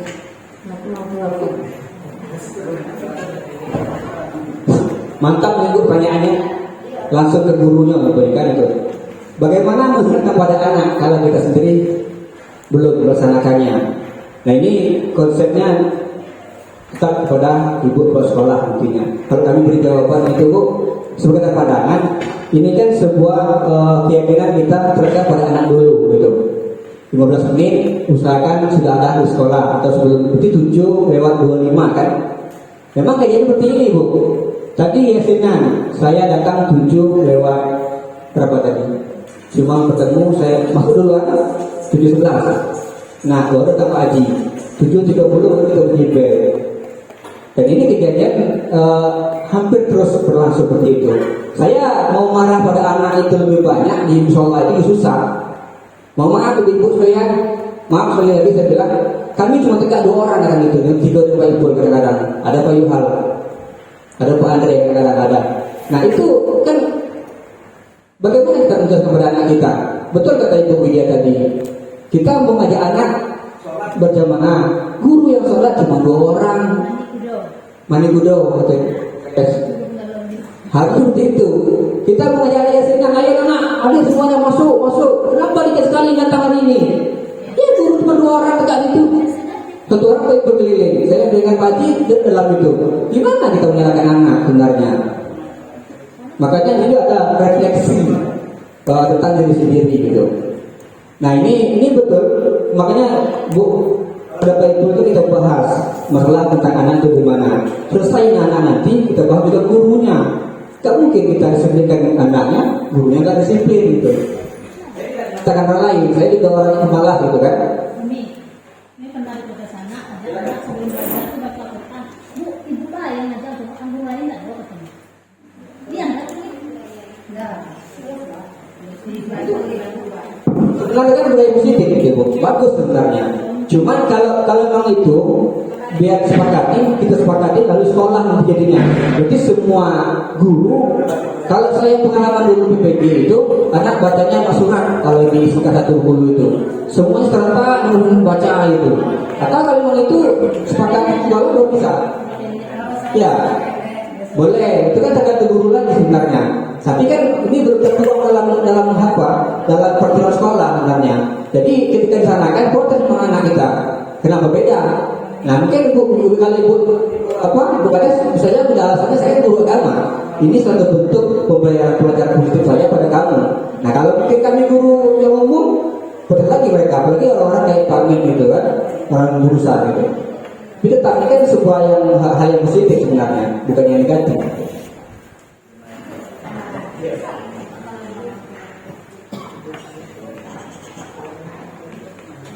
Bapak Ibu, jadi ketika kita membuat keyakinan kelas yang berangkat dari kesepakatan kelas, enggak, berangkatnya dari kesepakatan kelas dan kita sudah sepakat dan kita jadikan itu sebagai keyakinan. Bapak Ibu, membuat kesepakatan itu yang sesuai dengan kemampuan kita, karena kita guru, itu yang jadikan teladannya kan. Kita buat di jam 7 sudah hadir di kelas jam pertama dengan saya. Jam 7 kita Ibu masih di mana-mana. Itu yang membuat orang tidak yakin. Bukan keyakinan kelas itu Bu. Itu namanya ketidakyakinan jadi. kayak dibuat anak main-main Bapak Ibu. Nah, jadi saya mengharapkan Bapak Ibu ketika membuat keyakinan kelas, keyakinan itu yang memang benar-benar menjadi sebuah yang konsekuen gitu. Dan komitmen kita itu yang dijadikan sebagai teladan bagi anak-anak kita. Sudah sepakat kita jam 7.30, jam 7.15 sudah hadir di kelas ketika jam dengan kita. Si Bapak Ibu jam 7:30 baru muncul. Besok anak sudah tidak yakin lagi dengan Bapak Ibu. Ini nama keyakinan lo nggak yakin lagi. Keteladanan. Nah, jadi lagi-lagi Bapak Ibu, karena banyak sekali yang sudah sudah chaos kata Ibu tuh, sehingga keyakinan kelas itu tidak akan berjalan kalau memang budaya di sekolah kita itu belum berjalan. Budaya itu kan berangkat dari kebiasaan, dari pembiasaan-pembiasaan yang kita dilakukan di sekolah. Ya kadang-kadang nggak usah itu Bapak Ibu. Hampir semua kalau dalam satu minggu ketika saya datang pagi, guru pikir paling 1 orang di depan. Yang lain mana? Nggak tahu Bu. Nah, gitu kan berarti kebiasaan di sekolah, budaya di sekolah masih abai. Nah, saya kasih riwayat lah dengan Pak, bukan yang lain tidak belum terpantau dengan kita. Kalau Pak Mamang piket langsung ambil kamera cekrek, udah hadir di sana, masih sendiri. Yang lain mana? Jadi kalau di SMK 1 ini saya bilangnya begini, masih hobi makan tulang kawan. Piket ke-7, yang piket cuma 2. Jalan juga hari ini, Kamis jalan juga, sampai sore juga bisa balik. Tapi kan tulang kita nggak bekerja di sana. Kawan yang berpiket di sana. Nah, jadi saya mengharapkan ke Bapak Ibu ketika buat keyakinan kelas, buatlah keyakinan itu yang memang bisa diteladani oleh anak-anak kita, sehingga anak yakin apa yang kita buat itu sebagai komitmen bersama. Jangan membuat yang kita tidak mampu, sehingga malah menimbulkan hal-hal yang mengotori. Nah, sehingga anak menilai negatif kepada kita, image-nya tidak bagus. Saya rasa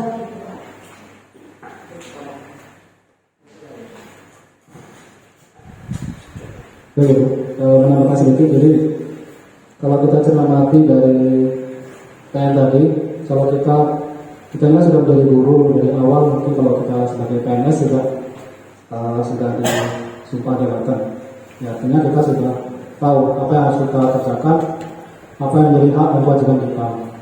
Pun juga yang PNS juga sudah seperti itu. Nah, kita mengajarkan bukan belum nggak harus kita mana senior mana yang juniornya. Kemudian kita mengajar ini nggak setahun 2 tahun, bahkan sudah ada yang di sini yang berpuluhan tahun. Kembali lagi ke filosofi keadaan, bahwa kita sebagai guru harus mencerminkan contoh atau panutan teladan bagi murid kita. Itu yang pertama.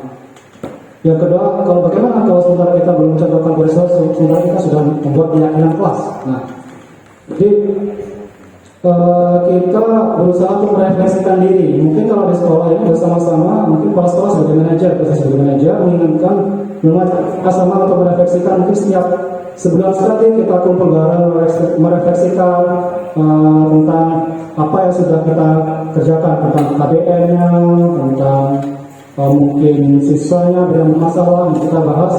Makanya kita di sini dibentuk yang namanya komunitas belajar. Disitulah kita merefleksikan diri kita. Permasalahan-permasalahan tentang diri kita sebagai guru maupun siswa kita refleksikan di Kombel. Begitu ya di sini. Nah, disitulah kita akan menemui jalan keluar atau menemui solusinya. Baru bersama-sama kita membuat keyakinan kelas. Tapi kelas kita menunggu, kita ada timbul motivasi intrinsik atau menimbulkan atau timbul kesadaran diri kita. Ya kapan kita akan membuatnya? Kita sambil berjalan seiringnya waktu, kita sambil merefleksikan diri. Di Kombel kita, contohnya Kombel kita, atau di setiap berapa kali pertemuan kita kolaborasi untuk merefleksikan kejadian apa yang membuat kita tuh belum terbiasa dengan hal-hal yang positif tadi yang disebutkan media. Tapi tetap kita harus membuat keyakinan kelas. Begitu gitu. Terima kasih.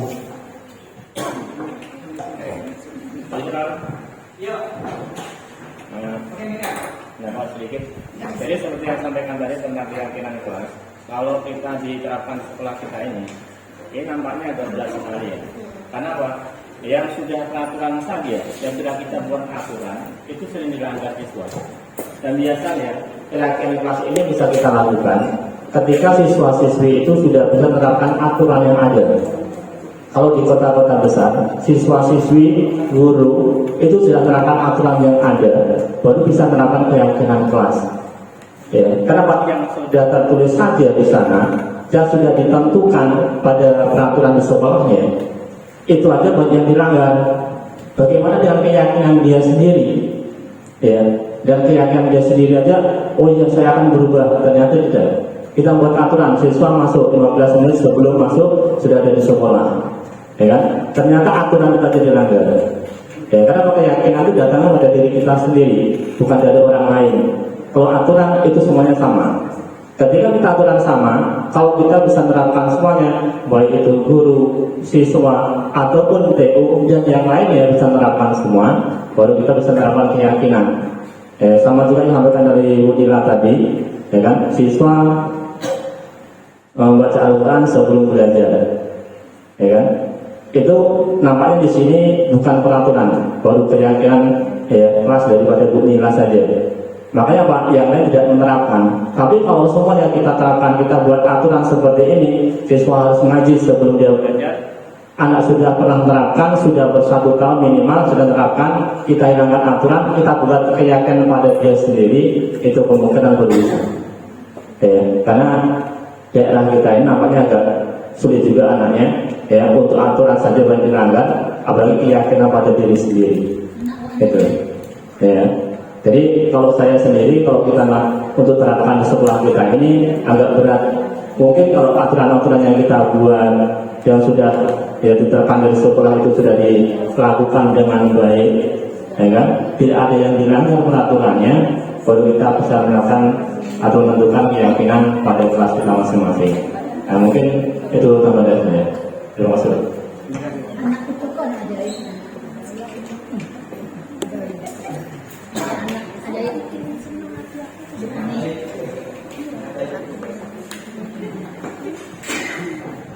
Baik, mungkin saya sedikit memberikan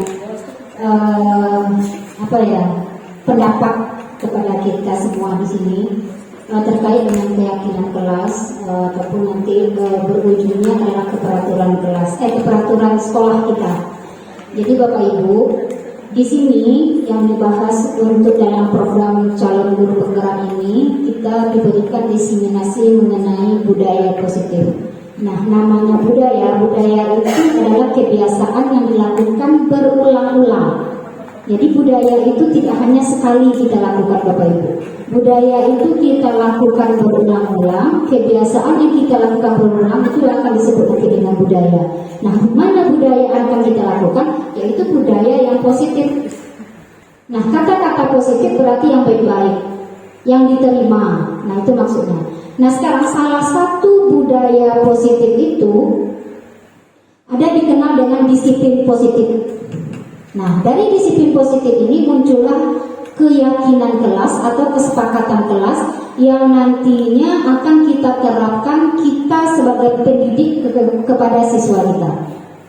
Nah, jadi kesepakatan kelas atau keyakinan kelas itu muncul dari warga kelas itu sendiri. Siapa warga kelas?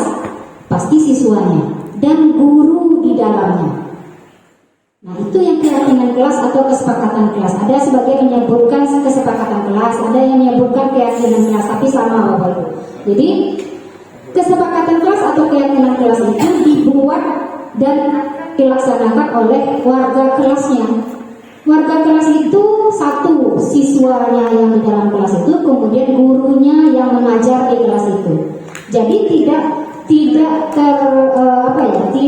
terfokus atau tidak satu saja yang buat keyakinan kelas itu hanya wali kelas. Tidak Bapak Ibu. Kita masing-masing, kita sebagai guru, kita boleh buat keyakinan kelas dengan siswa kita mengajar. Contoh, saya misalnya ngajar di 2 DPIB, saya bikin keyakinan kelas di kelas 2 DPIB. Nanti saya ngajar lagi di kelas 3 Geomatika, keyakinan kelas lagi dengan 3 geometrika. Nah seperti itu Bapak Ibu. Nah silakanlah nanti dari keyakinan kelas itu yang dilakukan itu setelah dibuat disepakati membuatnya, inilah keyakinan kelas kita, inilah kesepakatan kelas kita, dan dilaksanakan. Nah, seperti yang disampaikan Pak Agus tadi, peraturan aja dilanggar seperti itu ya kita harus coba dulu Bapak Ibu. Memang kalau kita sering mendengar peraturan itu adanya untuk dilanggar. Nah, pernah itu didengar itu ya. Nah, jadi keyakinan kelas yang timbul dari masing-masing kita sebagai guru di dalam kelas nanti penyimbasannya nanti ke peraturan sekolah. Jadi nanti terikat dia dengan peraturan sekolah. Artinya antara keyakinan kelas yang ada yang kita buat yang kita buat oleh masing-masing kita dengan siswa kita itu nanti muaranya adalah ke peraturan sekolah. Tidak mungkin keyakinan kelas kita akan berlainan atau bertolak belakang dengan peraturan sekolah. Nah, jadi marilah kita coba Bapak Ibu, masing-masing kita membuat keyakinan kelas tersebut dan kita coba laksanakan. Apa salahnya kita mencoba dulu? Kita coba dan kita lakukan berulang-ulang. Jangan hanya sekali. Jangan hanya sekali, karena budaya positif itu harus dilakukan berulang-ulang. Kalau tidak dilakukan berulang-ulang, dia akan hilang. Nah, seperti ujungnya nanti bagaimana? Kalau sudah kita sendiri yang membuat keyakinan kelas dengan anak-anak kita, dan itu sudah dilakukan berulang-ulang, artinya tidak hanya sekedar membuat, sudah itu realisasinya tidak ada. Nah, itu kan tidak ada artinya juga. Jadi dia saling memberi dan saling mengisi lah, saling mengisi. Jadi termasuk juga kita guru. Sebenarnya kalau guru, makanya biasanya kalau guru ini namanya komitmen. Bagaimana komitmen kita dari awal? Bagaimana komitmen kita datang ke sekolah? Kalau dulu Bu, dulu berubah-ubah Bu. Kami dulu masuk itu, kalau tidak salah dengan zaman Bu Iyer itu ada jam 7.15. Sudah itu berubah lagi jam 7.30. Nah itu kan komitmen kita bersama awalnya. Nah kalau kita komitmen masuknya jam 7, ya mari kita laksanakan, kita coba. Kalau komitmen kita masuknya 7.30, ya kita laksanakan 7.30. Nah menurut saya seperti itu. Keyakinan kelas itu merupakan isi hati dari kita yang terkecil dulu ya. Kalau dalam kelas berarti untuk warga kelasnya itu. Mungkin bisa jadi warga kelas ini setiap kita belajar, kita mungkin ngaji dulu 5 menit atau 10 menit atau 15 menit digilirkan. Nah, kemudian mungkin di guru yang lain tidak seperti itu. Nah, mungkin kan bisa saja disampaikan, Pak, Bu, kami sudah ada kesepakatan kelas mungkin dengan wali kelas seperti ini. Bagaimana Bapak Ibu yang misalnya guru matematik yang masuk atau guru PPKN yang masuk? Ya, kan oke-oke aja seperti itu ya, nak? Nah, jadi mari kita coba Bapak Ibu untuk kesepakatan kelas itu atau keyakinan kelas itu kita buat dan benar-benar kita laksanakan. Kita coba Bapak Ibu. Kita coba, karena sesuatu yang budaya positif itu adalah sesuatu yang positif-positif yang kita lakukan berulang-ulang. Mungkin itu pendapat dari saya. Lanjutkan Pak Isra. Ya, masukan dari Bu Waka, dapatnya dari Pak Agus tadi. Saya yakin kalau memang kita mau melaksanakan ini untuk hal yang kecil sebenarnya. Kalau setiap kelas punya aturan, akhirnya nanti jadikan jadi aturan sebuah sekolah nantinya. Dan peraturan itu apalagi bahasa kita menggunakan budaya positif gitu. Yang positif itu baik. Nah, untuk menjadi budaya itu nggak bisa serta-merta bagus. Tok langsung jadi gitu kan. Susah kalinya. Contohnya seperti yang disebut tadi. Budaya kita sekarang kan sering terlambat. Itu jadi budaya kita juga sekarang. Coba kita lihat sering kita bicara. Pasti juga ada yang terlambat. dengan berbagai alasan. Nah, satu lagi contoh budaya lain itu kayak budaya pas tadi bilang kan tadi di SMS itu satu orang izin pasti ikut semuanya. Budaya apa? Menular, SMS menular katanya. Itu bahasa Sandi, kan? Ya itu memang jadi besar kita. Nah, ini kan kita coba dulu dari muridnya. Setiap individu, guru atau wali kelas nanti buat peraturan itu kesepakatannya dengan anak-anak di kelas itu. Mereka yang memberikan pendapat, mereka yang beraturan dengan kita cuma meluruskan kata-kata anak itu sehingga nanti mereka yakini ya itu. Contohnya pendek saja. Contohnya kalau kebersihan, berarti kebersihan dan kenyamanan, saling menghargai. Anak kita sering di kelas itu bentar-bentar buku hilang, bentar-bentar pena hilang. Nah itu kan kalau kita disepakati setelah itu tidak boleh atau boleh pinjam kembalikan ke tempatnya, pinjam izin terlebih dahulu. Nah ini kan hal-hal kecil sebenarnya. Tapi kalau setiap kelas kita laksanakan itu, kita benar-benar terbentuk dan ada dilaksanakan, maka nantinya dari kelas-kelas yang banyak itu menjadilah sebuah budaya sekolah nantinya. Iya, atau peraturan sekolah nantinya. Pasti memang untuk proses ini tidaklah mudah itu. Pak Sandi mungkin lah duluan menerapkan itu. Pasti lagi terbentur lagi. Ketika mungkin ini naik kelas, berubah lagi perangaiannya. Nah ini yang kita hadapi sebagai seorang guru. Kita tangan kita sebagai guru kan begitu. Nah kalau kita yang mengalah atau kita yang akhirnya yang pesimis, berarti kita yang nantinya yang sanggup untuk bagaimana menjadi seorang itu jadinya. Jam 11. Ya silakan Mas Andi. Terakhirnya ya.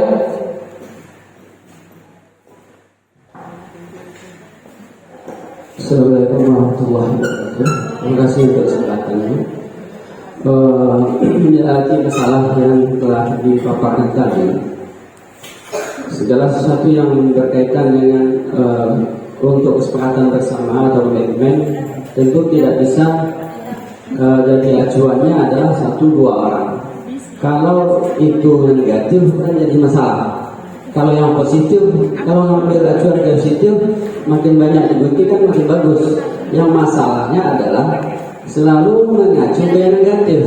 Bukan kita guru aja, apalagi siswa sebagai aktor yang menjadi kita ada itu kan karena ada siswa ya. Kalau nggak ada siswa kita bubarlah, pergilah cari tempat di mana ada siswa. Masalahnya siswa kita berharap pada siswa, sementara acuan siswa itu yang di buku katanya kita. Kalau kita tidak membuat komitmen atau gaya kita, kalau saya menganggap gaya saya, kamu harus tahu saya wajib tahu kamu. Jangankan isi otakmu, teman kamu dah saya harus tahu. Kamu berteman dengan siapa. Kalau saya komitmennya seperti itu terdalam. Biar saya tahu nanti ada kamu nggak masuk dengan saya bilang kan, saya tahu jalan cerita. Berarti bisa diturunkan grade penghukum tadi menjadi pemantau kan. Saya tahu setiap karakter siswa tidak sama dengan kita nggak akan pernah sama dengan karakter orang, tapi menyamai atau mendekati kalau itu baik bisa kita ambil. Selama saya jadi guru, mungkin banyak yang lebih lama dari saya, karena saya selalu menghitung start jadi guru itu di umur 20-an. Itu anak muda banget kata orang lain. Dan yang kita ajar hanya beberapa tahun dengan kita, itu start. Karena saya lebih suka memahami karakter orang daripada orang memahami karakter saya. Itu dalam acuan tanda kutip supaya siswa itu bertanya, apakah bisa bapak ini dibuat dengan ini, ataukah bapak ini bisa ini? Anak siswa nggak bisa nebak saya seperti itu, karena bisa bertolak belakang dari apa yang dipikirkan. Itu dalam hal saya menyampaikan bagaimana kita di kelas.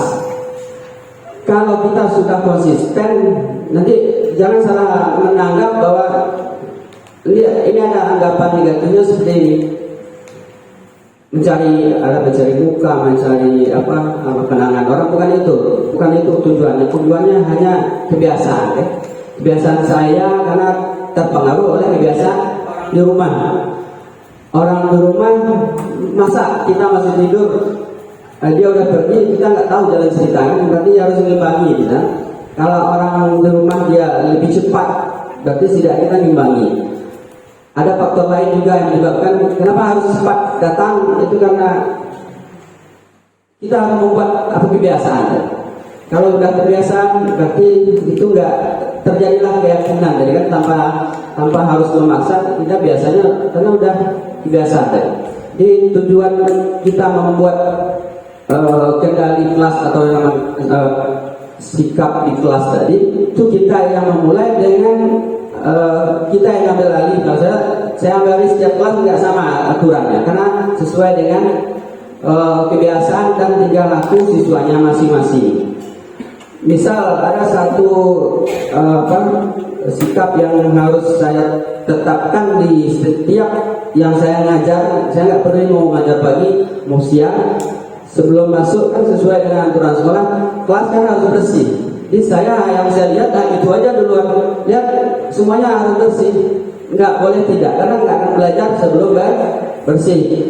Sering protes tuh yang piket protes. Tadi pagi sudah, jadi nggak bisa. Kalau yang siang piket bersama, jadi nggak boleh pakai piket yang pagi. Kenapa? Karena itu akan menjadi masalah di kelas. Kenapa akan terjadi pertengkaran? Kan tahu yang tadi yang menyerang itu, kalau buat itu, makanya enggak. Kalau di saya langsung jadi piket bersama. Bersihkanlah kolom meja di bawah kamu, sejalur kamu, semuanya bersih. Agak bersih. Pilihannya ada dua. Mau lulus langsung, ancaman saya kan lulus langsung, memang saya buktikan. Itu yang saya pernah cerita, 3 tahun siswa cuma duduk aja dalam kelas saya. Saya jamin nasibnya. Itu tanggung jawab saya terhadap, supaya orang tahu karakter kita kan. Kalau kita nggak jamin, nanti akan bermasalah. Ini ngomong baik bapak, gitu dia. Itu jaminan, termasuk semua kegiatan yang saya lakukan di kelas, itu ada jaminan untuk siswa yang punya kelebihan, yang punya kekurangan, semuanya dijamin. Yang nggak mampu, dia akan dijamin dengan kemampuan masing-masing. Kamu bisa apa? Untuk menutupi kesalahanmu, saya selalu buat kesepakatan. Kalau untuk menutupi kesalahan dia alpa, dia bolos, dengan saya bisa dengan cara yang macam-macam. Cara yang paling gampang adalah dengan ikhlas mengangkat sesuatu yang bisa aja dengan mengangkat sesuatu yang saya bisa aja lulus. Karena nanti akan disebar kebaikan itu ke siswa lah. Kamu enak dengan bapak itu. Pokoknya kesalahanmu bisa ditutupi.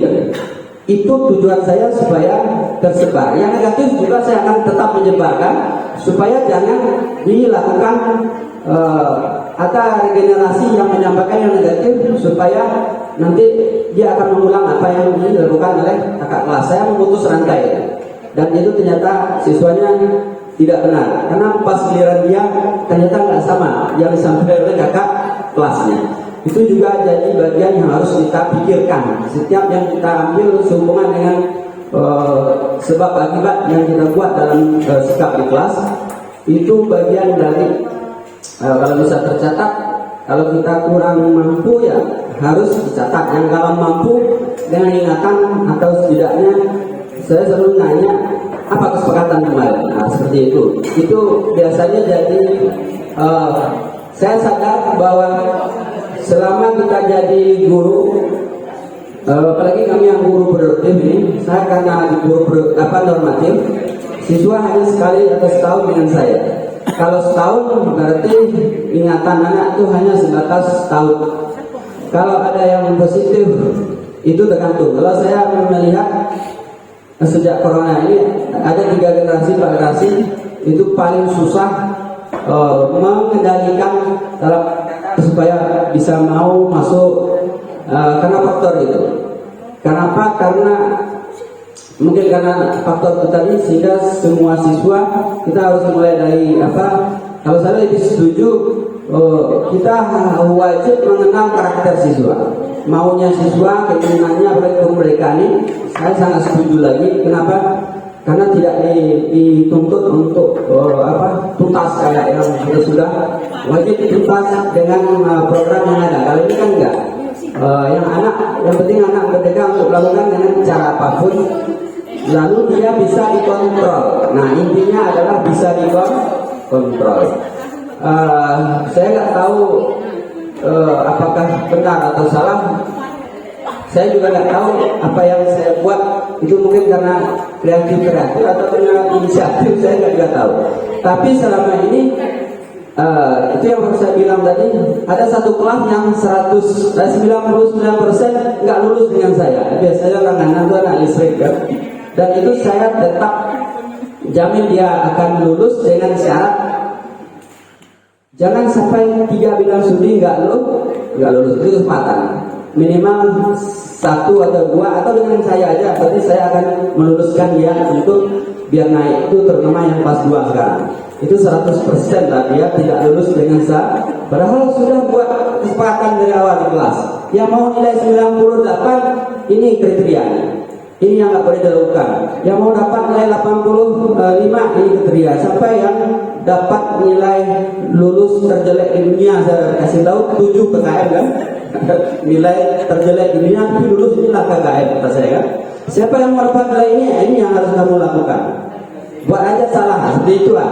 Itu yang selalu saya buat di setiap awal ngajar siswa, supaya tahu kamu mau mengukur kamu yang gimana, nilai 8, panggilannya 9 atau nilai terjelek di dunia lulus. Kayak itulah.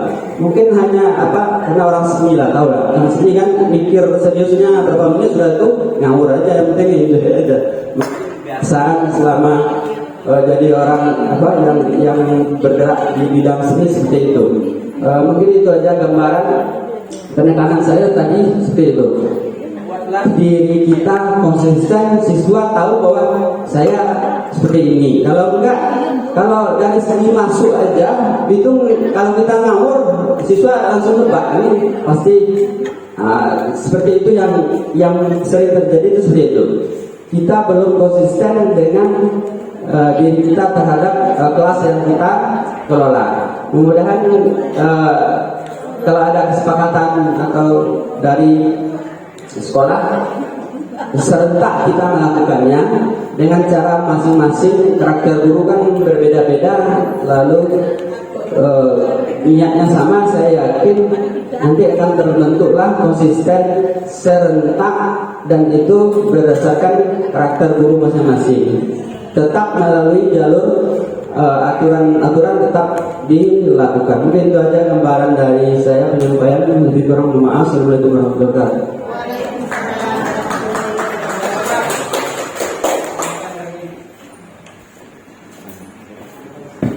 Terima kasih Mas Andi sudah menjelaskan panjang lebar. Saya mengapresiasi sekali tindakan Pak Sandi yang sudah melakukan sebuah pemikiran kelas dan ikatan kelas. Seperti yang dijelaskan tadi, Pak Sandi itu sebenarnya sudah menerapkan pembelajaran yang berdiferensiasi. Ada 3 gaya dalam gaya kita mengajar. Pertama, secara visual, yang kedua auditory, yang ketiga adalah kinestetik. Kalau secara visual berarti siswa itu butuh gambar seperti visualisasi video pembelajaran misalnya, atau membuat sebuah karya seni misalnya Bapak Sandi, siswa langsung melihat langsung membuatnya. Kemudian kalau yang auditory tadi, siswa yang lebih senang mendengarkan saja. Mungkin ada juga yang senang berdiskusi kelompok. Pada siswa yang pendiam, dia menyendiri. Kalau dia kerja kelompok malah nggak mau, tapi kalau kerja sendiri dia bisa menyelesaikannya. Kemudian kalau yang tipikalnya kinestetik, siswa itu lebih senang praktek.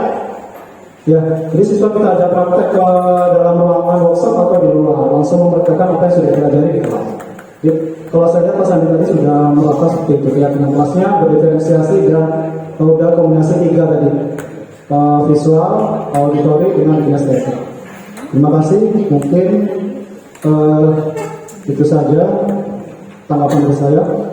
Dan juga demikian pemaparan diseminasi budaya positif dari kami CKP Angkatan 9, saya sendiri dan Pak Yusron. Terima kasih atas partisipasi Bapak Ibu dan kepala sekolah yang sudah mendukung kami semuanya untuk melaksanakan proses daripada kegiatan dan rangkaian tugas daripada guru Indrani. Saya akhiri. Wassalamualaikum warahmatullahi wabarakatuh.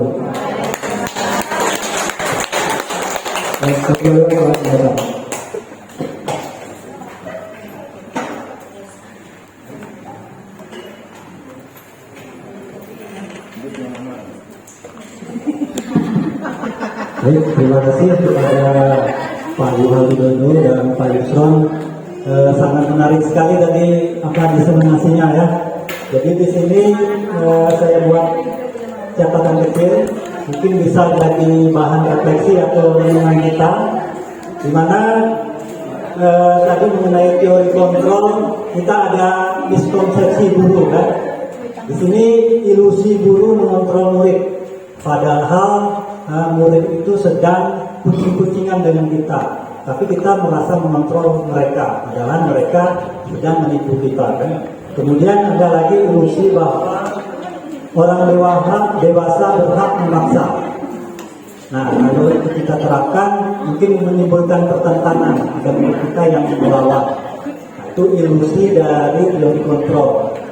Dan yang menarik tadi posisi kontrol ada 5: manajer, penghukum, pemantau, dan rasa bersalah teman. Mungkin dari kita semua banyak melakukan penghukum, tapi dengan diseminasi ini kita mendapatkan ilmu. Rupanya ada kombinasi untuk mengontrol siswa. Yang paling tinggi tadi kastanya adalah manajer. Dan yang terakhir tadi yang dibahas menarik dari Bu Widya, Pak Agus dan Pak Sandi, keyakinan kelas itu memang penting. Terima kasih kepada wali kelas yang telah membuat keyakinan kelas, terutama khususnya TBSN, Pak Dwi, Pak Bayu dan Bu Sok ya.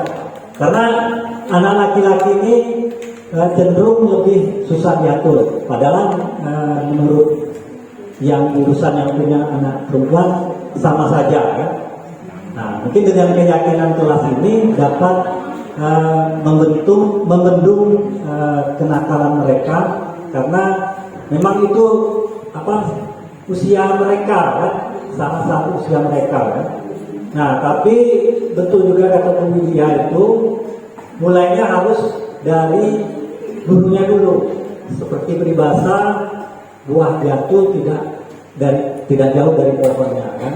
Jadi kalau murid kita tidak disiplin, banyak yang berulah, ya artinya kita dulu introspeksi kan. Kalau kita introspeksi, mudah-mudahan murid kita akan mengikuti kita kan. Itu saja. Sebelum menuju acara penutup, ada sedikit pantun dari saya. Pantun lagi. Jangan lupa catatnya ya.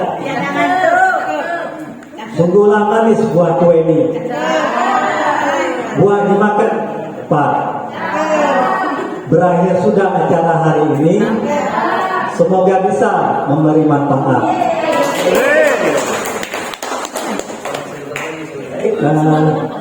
Kita menuju acara penutup.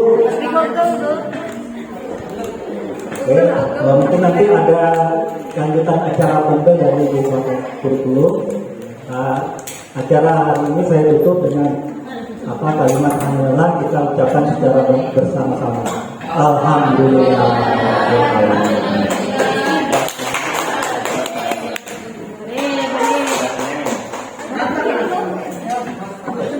Bismillahirrahmanirrahim. Assalamualaikum warahmatullahi wabarakatuh. Saya Bu Wagiani, Kepala SMK Negeri 1 Sorolangun. Izinkan hari ini saya ingin menyampaikan testimoni terhadap penyampaian diseminasi budaya positif dari Pak Yuhal Widodo, Eskom, Mkom, dan Bapak Yusron, SPDI GR. Jadi hari ini saya menyampaikan testimoni saya ini terkait dengan apa yang disampaikan sangat luar biasa, yaitu terkait dengan paradigma baru, kemudian terkait juga dengan disiplin positif dan nilai-nilai kebajikan. Di sini banyak hal yang memang sangat menginspirasi, bukan hanya pada saya, juga buat teman-teman warga SMK Negeri 1 Sorolangun. Jadi sebenarnya budaya-budaya positif ini sudah dilaksanakan di SMK Negeri 1 Sorolangun. Cuman mungkin dalam pelaksanaannya itu masih kurang seperti apa yang kita harapkan sama-sama. Misalnya dalam hal paradigma baru. paradigma baru ini setelah kurikulum merdeka ini masuk, kayak gitu, kurikulum merdeka ini diberlakukan di Indonesia. Sebenarnya di SMK Negeri 1 Sorolangun juga sudah berupaya bagaimana kita ikut andil dalam pelaksanaan kurikulum ini sendiri. Dan saya rasa kawan-kawan juga di sini, teman-teman majelis guru, warga sekolah lainnya juga berupaya bagaimana dia bisa mengikuti agar tidak ketinggalan dalam hal pengimplementasian kurikulum. Dan alhamdulillah tahun ini SMK Negeri 1 Sorolangun juga sebagai pelaksana sekolah pusat keunggulan. Dan ini menambah bahwa kita semua majelis guru harus berupaya bagaimana kita bisa melaksanakan paradigma baru yang lagi berkembang dan memang harus dilaksanakan di tempat kita. Begitu juga dengan nilai-nilai kebajikan yang memang sudah mendasari dari pelaksanaan visi dan misi sekolah. Itu juga sudah kita laksanakan, cuman lagi-lagi mungkin kita perlu mempertajam pelaksanaannya dan implementasinya di sekolah, terutama terkait dengan bagaimana penerapannya kepada siswa kita. Kemudian kontrol guru, keyakinan kelas, semua itu sudah kita lakukan. Cuman ya memang perlu pendampingan dan perlu kontrol baik dari manajemen sekolah, kemudian juga mungkin dari pihak-pihak terkait yang memang terlibat dalam pelaksanaannya. Jadi saya mengharapkan kepada Bapak Ibu Majelis Guru, mari sama-sama kita melaksanakan apa yang memang sudah menjadi kewajiban kita terkait dengan apa yang disampaikan oleh Pak Yuhal dan Pak Yusron. Mudah-mudahan ini bisa menginspirasi kita semua sehingga membawa perubahan kepada pelaksanaan KBM di SMK Negeri 1 Sorolangun. Saya juga berharap kepada mereka berdua, mudah-mudahan tetap optimis dan semangat dalam melaksanakan pembelajaran, terutama terkait dengan pelaksanaan calon guru penggerak. Mudah-mudahan sukses, dan saya mengucapkan terima kasih sudah diberi kesempatan kepada SMK Negeri 1 Sorolangun untuk bisa menerima sosialisasi tentang desiminasi keterkaitan dengan budaya positif. Mudah-mudahan bisa dilaksanakan di SMK Negeri 1 Sorolangun. Salam sukses. Dan semoga kita sama-sama bisa melakukan apa yang terbaik untuk SMK Negeri 1 Sorolangun. Salam sukses. Wassalamualaikum warahmatullahi wabarakatuh. Assalamualaikum warahmatullahi wabarakatuh. Saya Bagus Eko Pambudi. Saya merasa sangat terinspirasi dengan materi diseminasi budaya positif yang disampaikan oleh Pak Yuhal dan Pak Yusron. Karena ini merupakan pengetahuan yang baru bagi saya, dimulai dari materi perubahan paradigma baru, disiplin positif, posisi kontrol guru, dan sampai pada segitiga restitusi. Saya sangat berterima kasih kepada Pak Yuhal dan Pak Yusron karena saya sudah memahami bagaimana cara mendidik murid yang sesuai dengan filosofi pendidikan Ki Hajar Dewantara. Dan saya juga memahami bagaimana menyelesaikan kasus murid yang melakukan kesalahan atau pelanggaran peraturan sekolah dengan menerapkan segitiga restitusi dan posisi kontrol guru sebagai manajer yang tidak membuat murid merasa bersalah maupun terhukum. Terima kasih kepada Pak Yuhal dan Pak Yusron yang telah menyampaikan materi diseminasinya dengan baik. Semoga kedepannya sekolah kita secara konsisten dapat menerapkan budaya positif dengan baik. Wassalamualaikum warahmatullahi wabarakatuh. Assalamualaikum warahmatullahi wabarakatuh. Perkenalkan, nama saya Andri Hermawan, Ketua Jurusan Teknik akan memberikan testimoni pada kegiatan diseminasi budaya positif dengan pematerinya Pak Yuhal Widodo dan Pak Yusron yang telah saya ikuti.